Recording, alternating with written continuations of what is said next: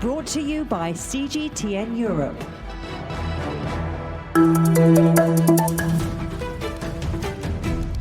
Hello, I'm Stephen Cole. Welcome to the Agenda podcast. And this week we're looking at what the COVID-19 pandemic has meant for the gap between men and women. A recent report from the World Economic Forum has suggested that COVID means it'll be another 36 years, an entire generation, before we reach true equality. To find out why, I spoke to one of the people behind that report, Leopold, head of Inclusive Economies Practice at the Centre for the New Economy and Society. We find that the time needed to close the global gender gap has increased by a generation from 99 years to 135 years. And this is because while COVID-19 has, of course, affected the livelihoods of many people very significantly, it is fair to say from all the data that it has disproportionately affected women. And if you only look at the economic dimension alone, of course, as many people were confined to their homes, a disproportionate amount of the sort of homework and care work responsibility has been shouldered by women. But women also have been working before the pandemic, particularly in the sectors that are most affected by the pandemic, such as retail, such as hospitality. So these are some of the factors. And do you think the growing gap is down entirely to the pandemic, or what other factors are involved? No, so our Global Gender Gap Report has been measuring the progress toward gender parity for more than a decade now. And in fact, we're looking at gender gaps across four dimensions: the economic dimension, education, health, and political empowerment. And while we see this particularly severe reversal this year, actually in some ways this is unfortunately a continuation of some wider trends that we have been observing from a number of years now.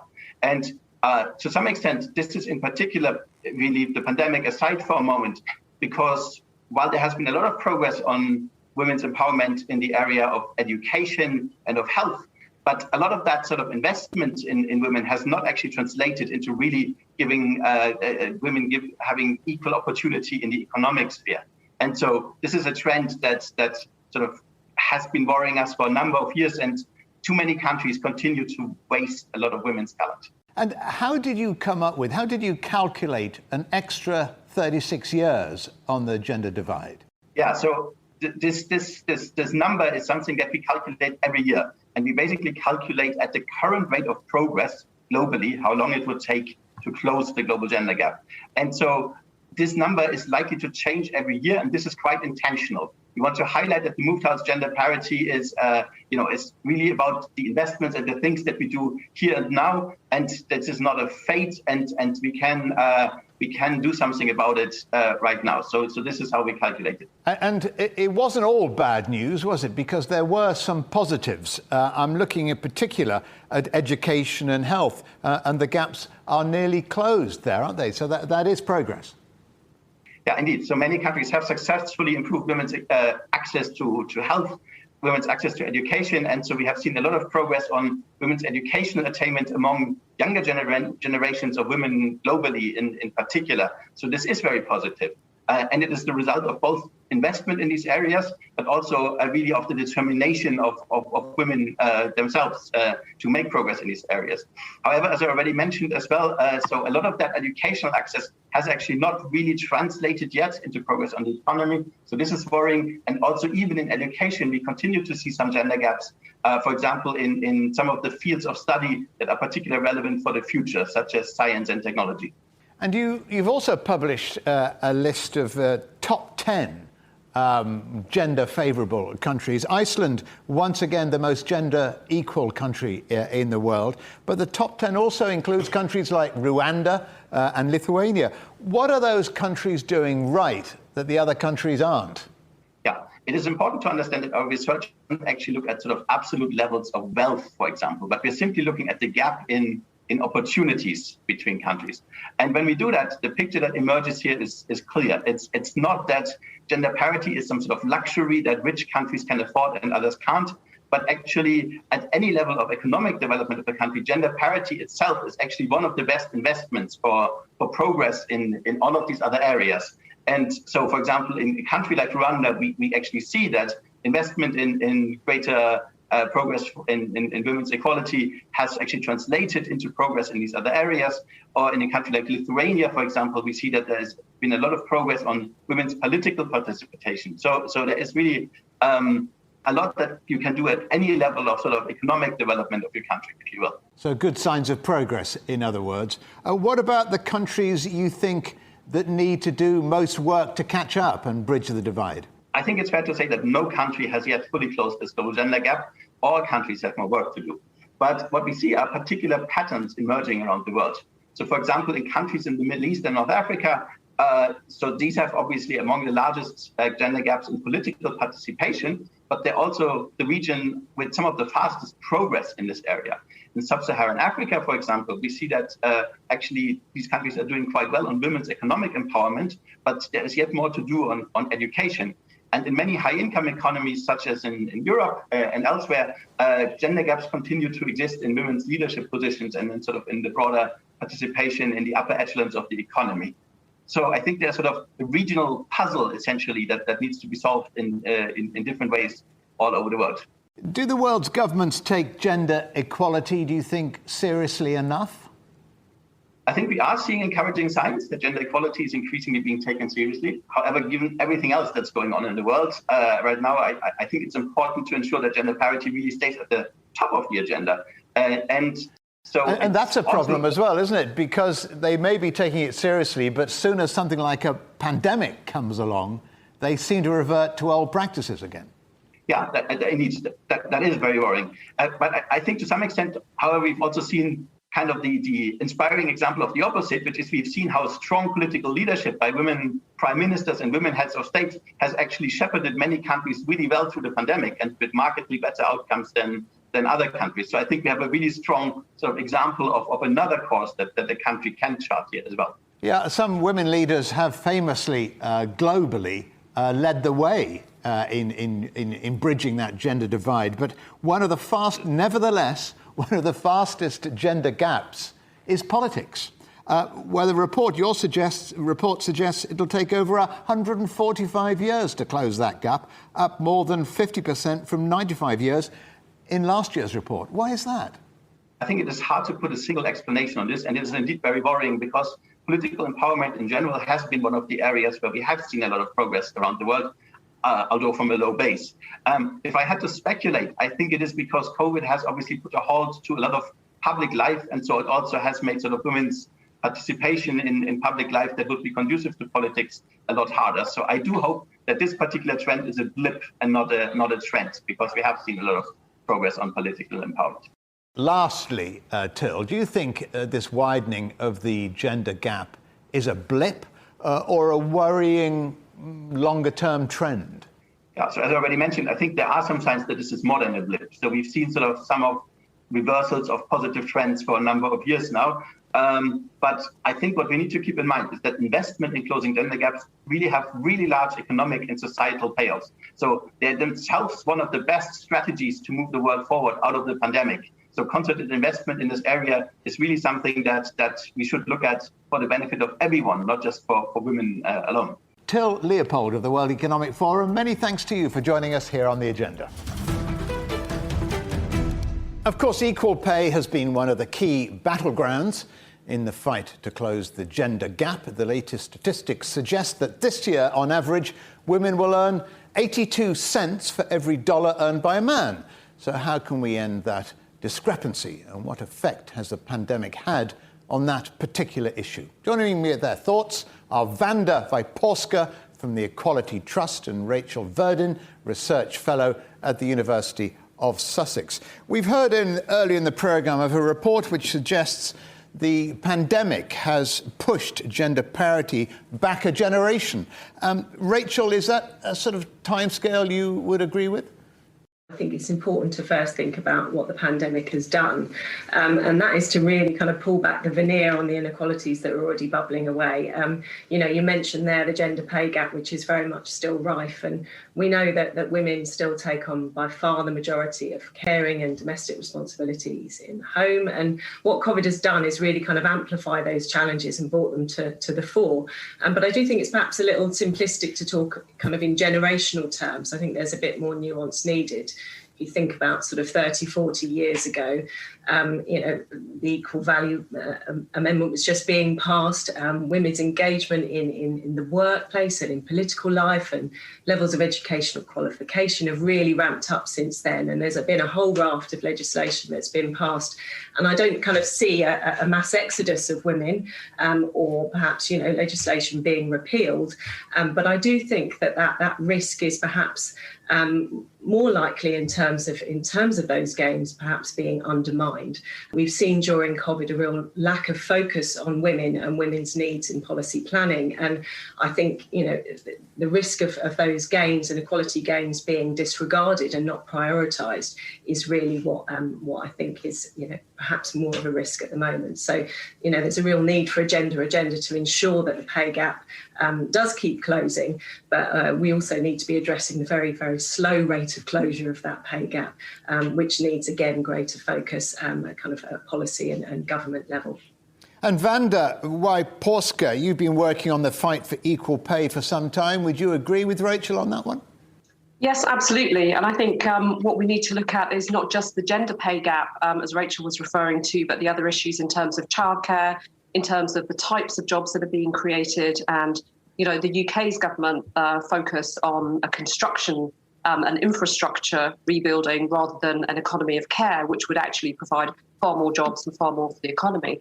But we also have to think about what you mentioned in the first place, which was the issue of equal pay, which is the fact that, unfortunately, we still have a lot of women who aren't being paid the same as men for work of the same value or for the same jobs. And that's something that's very much hidden, because in order to find that out, women need to know just what their male counterparts are being paid. And so that's a separate issue, but an equally valid one.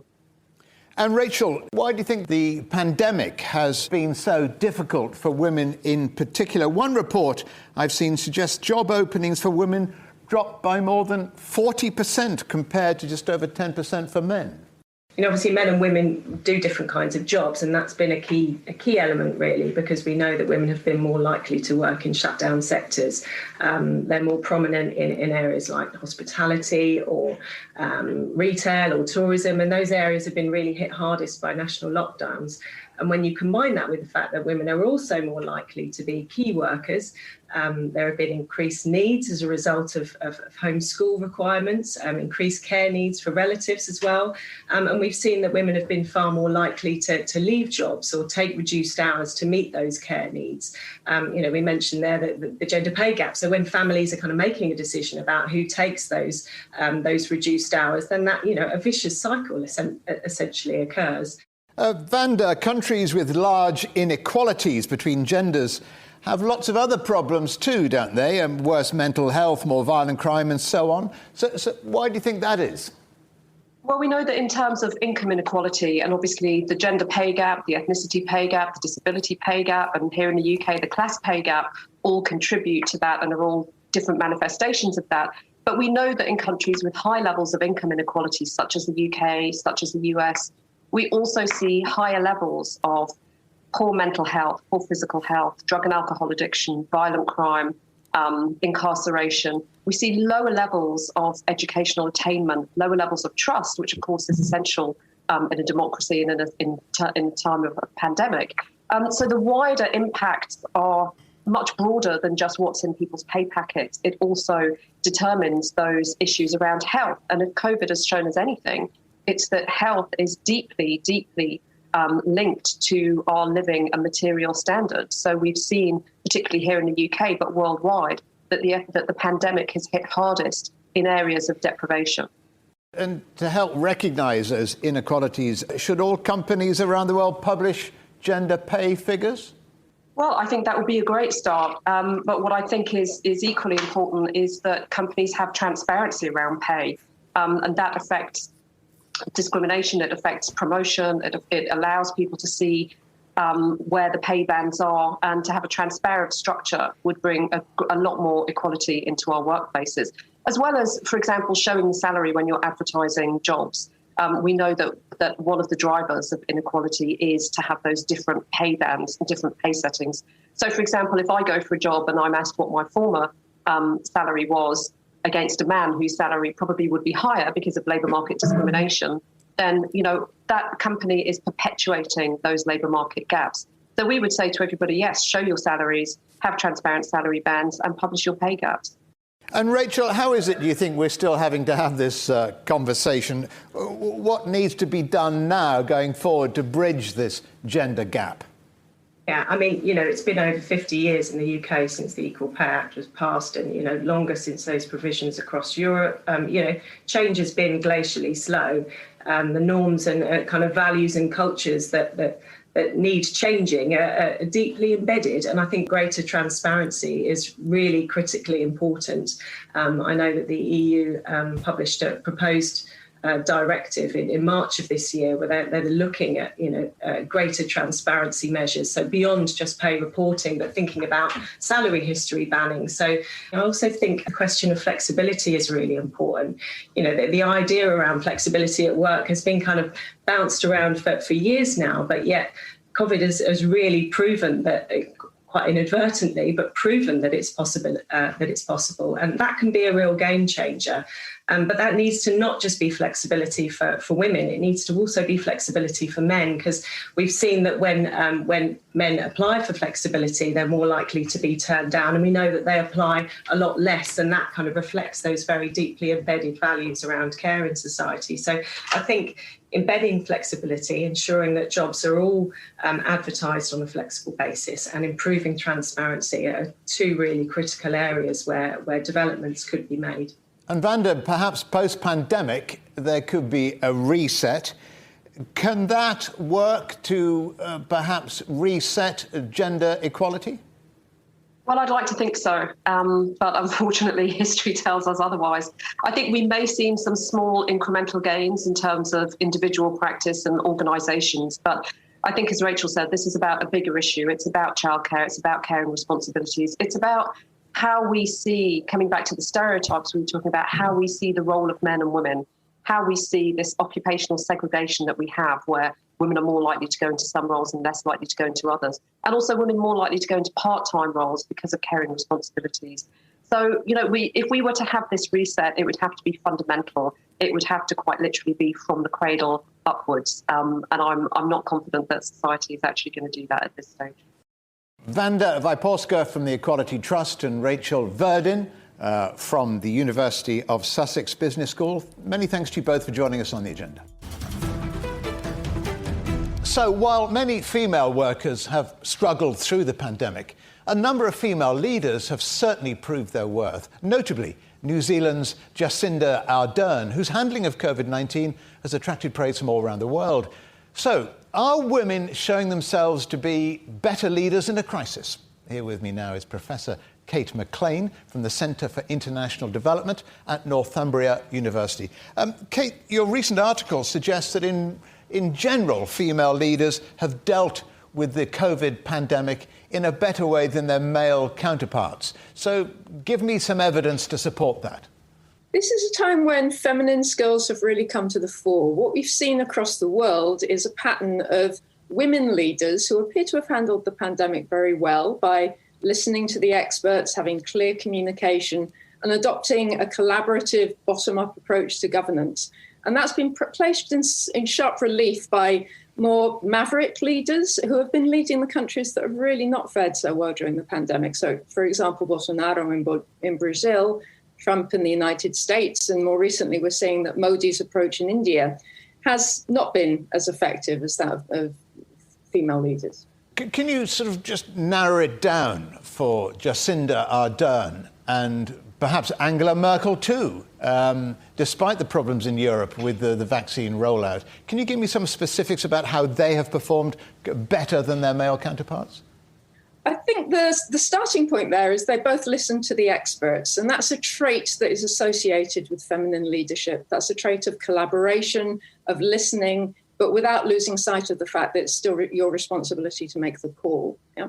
So both Jacinda Ardern and Angela Merkel listened to the experts. They locked down early, even though that possibly wasn't popular at the time, but they adopted very clear, convincing communication strategies. It's striking that Angela Merkel, who is known as the mummy of the nation in Germany, but her background as a scientist came to the fore as being really valuable during the management of this pandemic. And the collaborative approach that was taken with teams of scientists, not only in epidemiology, but also in psychology, in economy, that they were brought together. The traits you mentioned from Jacinda Ardern and Mutti, Angela Merkel, aren't they stereotypically feminine? Collaborative, listening, empathy.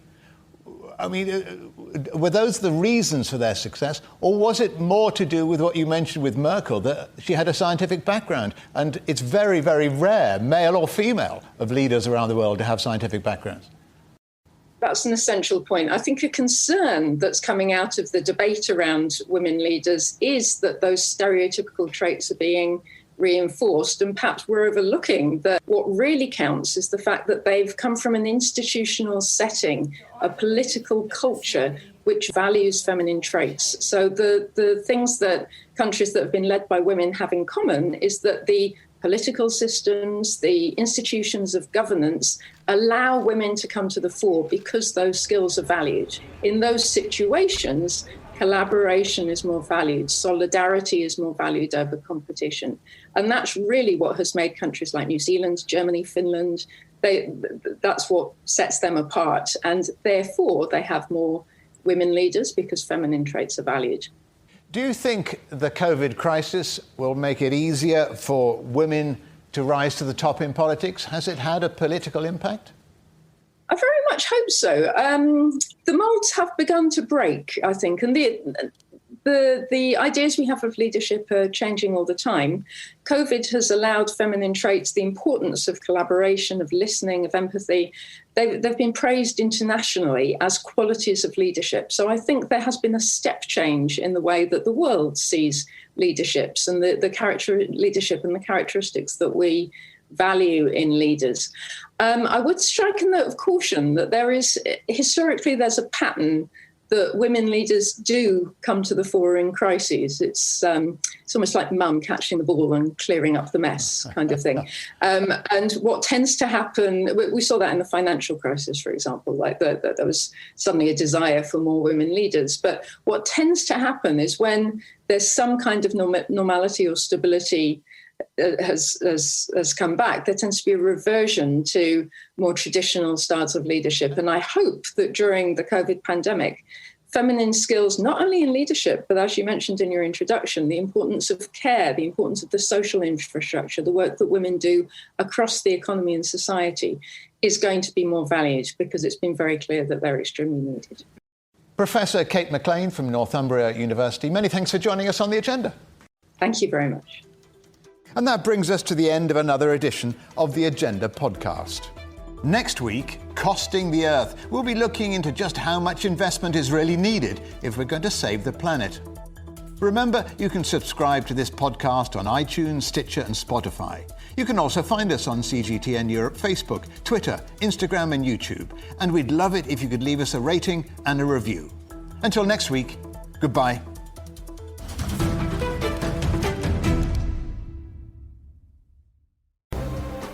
The most interesting questions. Are there other living beings beyond Earth? Will man or machine be in charge? Great question. Always have more than one answer. Well, hold on, let me just draw up a list. And always come from more than one person. That's where the credibility lies. The concept of having a machinery which is alive and evolving didn't wait for us. The end of inequality of incomes and wealth around the world, can you imagine how difficult that is at the moment to achieve? Every episode, Stephen Cole, Murray Beveridge, and some of the brightest minds out there shed light on the answers to some of the most intriguing questions. There are two ways of looking at this. Machines can't really discriminate between civilian and military targets. The Answers Project. Maybe we need to just look at this in a bit more detail. Extraordinary claims require extraordinary evidence. The Answers Project, a new podcast from CGTN Europe.